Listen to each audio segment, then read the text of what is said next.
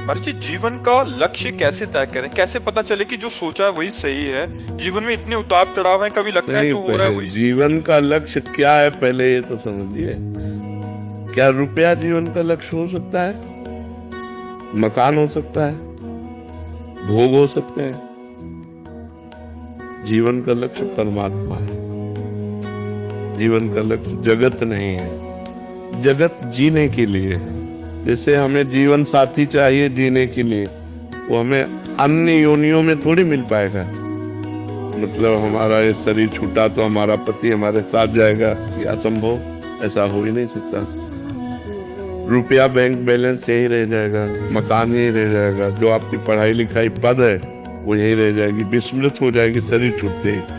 तो अगर हमने ये सब लक्ष्य बनाया तो परिणाम में तो सब व्यर्थ ही गया ना। परिणाम में तो कुछ हाथ नहीं लगा। तो अगर हमने परमात्मा को लक्ष्य बनाया और जीने का ढंग ये बना लिया तो बढ़िया हो जाएगा। हम भगवान का नाम जप करते हुए अपने पति में परमात्मा को देखें, अपने पुत्र में परमात्मा को देखें, समाज में परमात्मा को देखें, अच्छा व्यवहार करें। जो हमें पद मिला है, जो हमें धर्म मिला है, जैसे आप किसी की बहन है, आप किसी की पत्नी है, तो हम भागवतिक भाव फिर स्वीकार करके ब्रह्मचर्य से भगवान से अपना संबंध माने।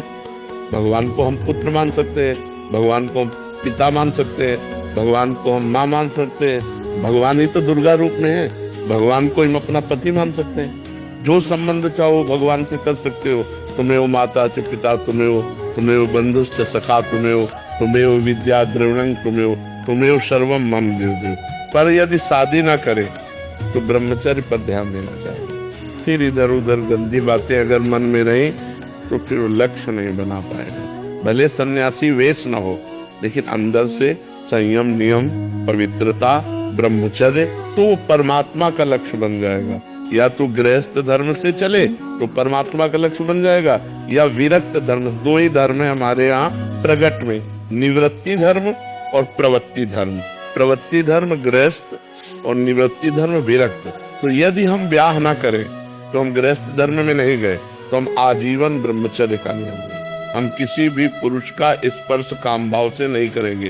तो वो जो ताप है, काम का जो वेग हमें तपाता है, वो तपस्या बन जाती है, और उसी तपस्या से भगवान प्रसन्न हो जाते हैं। इसीलिए हमको एक धर्म को स्वीकार करना चाहिए।